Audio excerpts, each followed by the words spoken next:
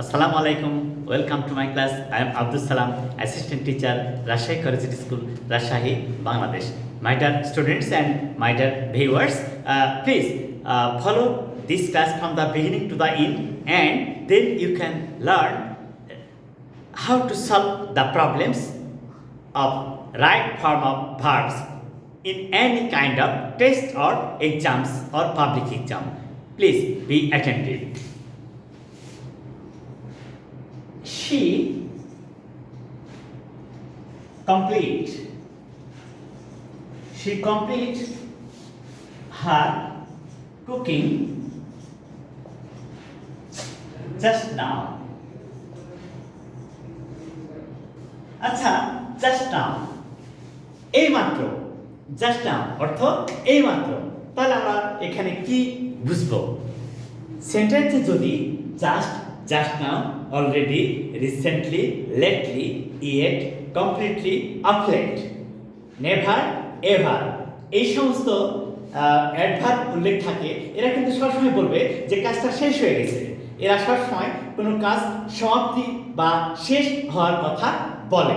তাহলে যখনই সেন্টেন্সে just now, already, recently, lately, yet, completely, of late এই অ্যাডভার্ব থাকবে, সেটা প্রেজেন্ট পারফেক্ট টেন্স হয়, সেটা প্রেজেন্ট পারফেক্ট টেন্স হবে। আর প্রেজেন্ট পারফেক্ট টেন্স হলে স্ট্রাকচারটা কি হয় একটু দেখা যাক, যে এর স্ট্রাকচারটা কি হয়। Subject plus auxiliary verb have অথবা has plus past participle form of verb plus object or extension। এইভাবে যদি আমরা সাজিয়ে লিখি তাহলে কিন্তু এর উত্তর সঠিক চলে আসবে। তাহলে কি হচ্ছে, এর উত্তরটা হবে এরকম, has completed। উত্তরটা হচ্ছে has completed। তাহলে আমরা এখানে কি বুঝতে পারলাম? এখানে বুঝতে পারলাম যে সেন্টেন্সে যখনই just now, already, recently, lately, yet, completely, of late এই অ্যাডভার্বগুলো থাকবে, আমরা শিওর হয়ে যাব এটা প্রেজেন্ট পারফেক্ট টেন্স হলো। আর প্রেজেন্ট পারফেক্ট টেন্স যখনই হবে তখন প্রথমে সাবজেক্ট বসবে, তাহলে she সাবজেক্ট, এখানে has হচ্ছে অক্সিলারি ভার্ব, আর completed এটা হচ্ছে পাস্ট পার্টিসিপল ফর্ম, এটা অক্সিলারি ভার্ব, এটা সাবজেক্ট, এটা অবজেক্ট। এই তো এভাবে সেন্টেন্স যদি আমরা সাজিয়ে লিখি একদম সহজ হয়ে যাবে, এখানে ডিফিকাল্টিস বলে কিছুই থাকবে না। আশা করি তোমাদের এখানে আর কোনো সমস্যা নেই। আচ্ছা, আমরা আরেকটা উদাহরণ দিলে তোমাদের কাছে এটা আরো ক্লিয়ার হবে। এবার দেখো,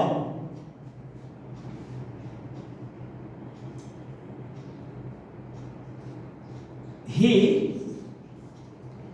come here of late। of late মানে সম্প্রতি, of late অর্থ রিসেন্টলি, of late। তাহলে he subject, auxiliary verb has, he has come এর বেস ফর্ম come, আবার পাস্ট ফর্ম হচ্ছে কেম, পাস্ট পার্টিসিপল ফর্ম হচ্ছে কাম। তাহলে he has come here of late, তিনি সম্প্রতি এখানে এসেছেন, তিনি সম্প্রতি এখানে এসেছেন। তাহলে তোমাদের এই প্রেজেন্ট পারফেক্ট টেন্স নিয়ে আর কোনো সমস্যা থাকলো না। আশা করি এটা তোমাদের একদম সহজ মনে হচ্ছে এবং সহজেই তোমরা বুঝতে পারবে। আচ্ছা, এবারে ওই প্রেজেন্ট পারফেক্ট টেন্সের আরেকটা ভিন্নভাবে উপস্থাপন করা যাক, দেখা যাক।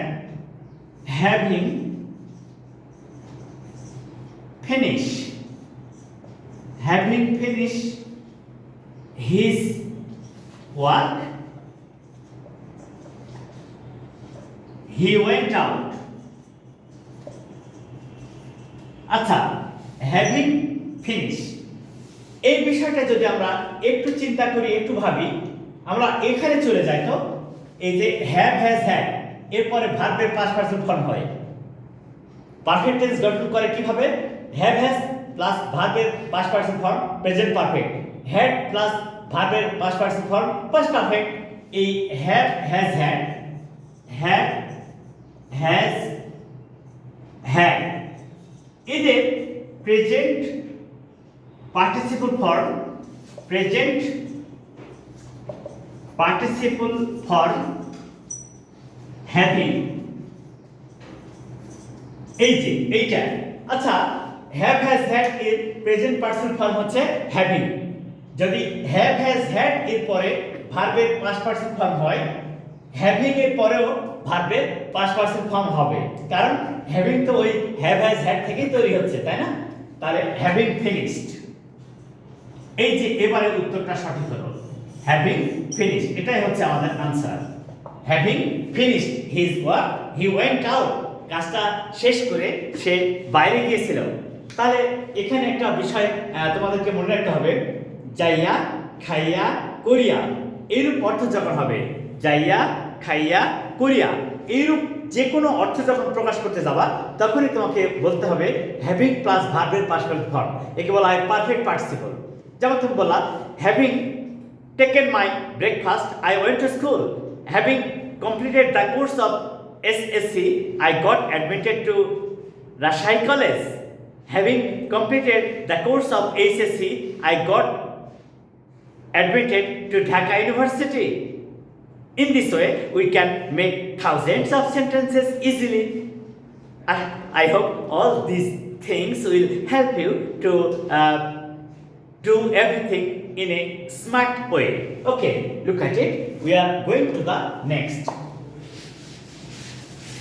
তাহলে হ্যাভ হ্যাজ হ্যাড এবং হ্যাভিং এই চারটার পরে ভার্বের পাস্ট পারসন ফর্ম হয়। হ্যাভ হ্যাজ হ্যাড এবং হ্যাভিং এই চারটার পরে ভার্বের পাস্ট পারসন ফর্ম হয়। আশা করি এখানে তোমাদের আর কোনো সমস্যা নেই। এটা দেখো তো, I can't help the, I can't help, I can't help, I can't help the helpless. আচ্ছা, এখানে আছে can't help, তারপরে আবার হেল্প হচ্ছে কেন? আমরা এখানে দেখব যে যদি কোনো সেন্টেন্সে এই ফ্রেজগুলো থাকে কি কি, can't help, couldn't help, would you mind, don't mind, with a view to, look forward to, get used to, commit to। তাহলে তারপরে যে ভার্ব থাকবে সেই ভার্বের সাথে আইএনজি যুক্ত হবে। তাহলে তোমাদের এখানে এই বিষয়টা মানে একদম ক্লিয়ার হয়ে গেল। এর আনসারটা কি? হেল্পিং। অর্থাৎ এই ভার্বের সাথে আইএনজি যুক্ত হবে। তাহলে কিভাবে হবে আমরা আবারও একটু এই পর্যায়ে চলে যাই, দেখি যদি কোনো সেন্টেন্সে can't help, couldn't help, would you mind, don't mind, with a view to, look forward to, get used to, commit to এই ফ্রেজগুলো থাকে, তাহলে এদের পরে ভার্ব থাকলে সেই ভার্বের সাথে আইএনজি যুক্ত হয়, অর্থাৎ সেই ভার্বের প্রেজেন্ট পার্টিসিপল ফর্ম গঠন করতে হয়। তাই I can't help helping the helpless, আমি অসহায়দের সাহায্য না করে পারি না। I can't help helping the helpless, আমি অসহায়দের সাহায্য না করে পারি না। আশা করি এখানে তোমাদের আর সমস্যা হচ্ছে না। আচ্ছা, আরেকটা সেন্টেন্স দেখা যাক। I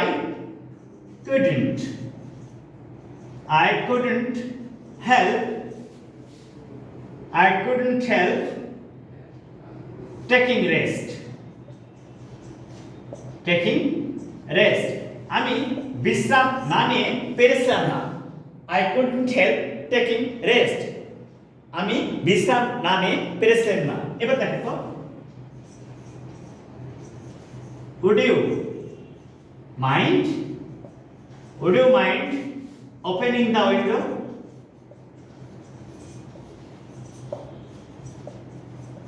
Would you mind opening the window? জানলাটা খুলতে তুমি কি কিছু মনে করবা? জানলাটা খুলতে তুমি কি কিছু মনে করবা? তাহলে একবারে ক্লিয়ার হয়ে গেলাম এখানে যে can't help, couldn't help, would you mind, don't mind, with a view to, look forward to, get used to, commit to এই ফ্রেজগুলোর পরে যখনই ভার্ব বসবে সেই ভার্বের সাথে আইএনজি যুক্ত হয়ে যাবে। আশা করি এখানে তোমাদের আর কোনো সমস্যা থাকবে না। আমরা নেক্সট স্টেপে যাচ্ছি যে রাইট ফর্ম ভার্বের আর কি স্টেপগুলো আছে। আমরা পর্যায়ক্রমে সবগুলো বিষয় নিয়ে আলোচনা করব, কিন্তু আমি রিকোয়েস্ট করব যে আমার এই চ্যানেলে রাইট ফর্ম অফ ভার্বস এর যতগুলো ভিডিওস আছে সবগুলো দেখে তুমি কিন্তু উপকৃত হবা। আশা করি এখানে তোমাদের আর কোনো সমস্যাই থাকবে না। দেখা যাক,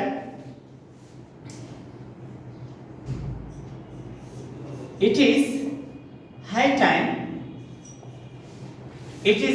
time we change our food habits.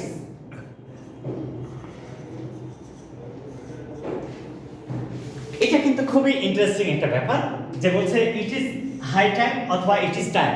যদি কোনো সেন্টেন্সে ইট ইজ টাইম অথবা ইট ইজ হাই টাইম থাকে, এটার পরে শুধুমাত্র সিম্পল পাস্ট টেন্স হয়, তাহলে উত্তরটা কি হবে? এখানে উত্তরটা হবে চেঞ্জড। চেঞ্জড তার অর্থ এটা পাস্ট ফর্ম চেঞ্জড। এইটা হচ্ছে উত্তর। তাহলে আমরা কি শিখলাম?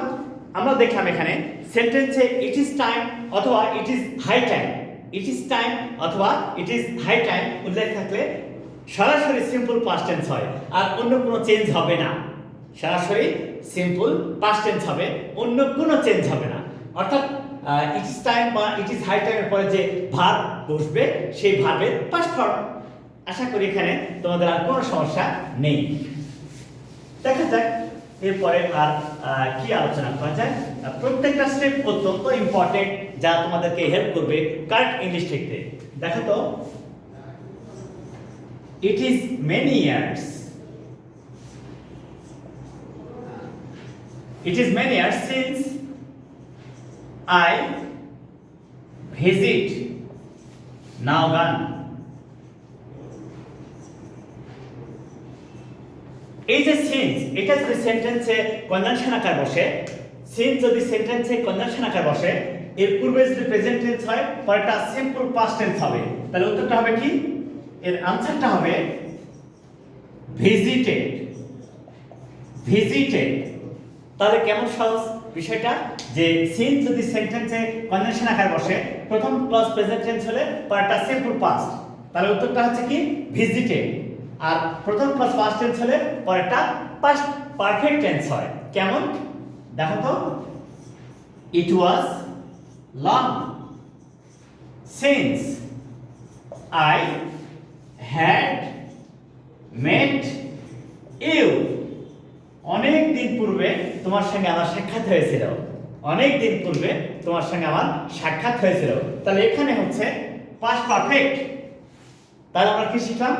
সিন্স যদি সেন্টেন্সে কনজাংশন আকারে বসে, প্রথম ক্লাস প্রেজেন্ট টেন্স পরেরটা সিম্পল পাস্ট, আর প্রথম ক্লাস পাস্ট টেন্স হলে পরেরটা পাস্ট পারফেক্ট।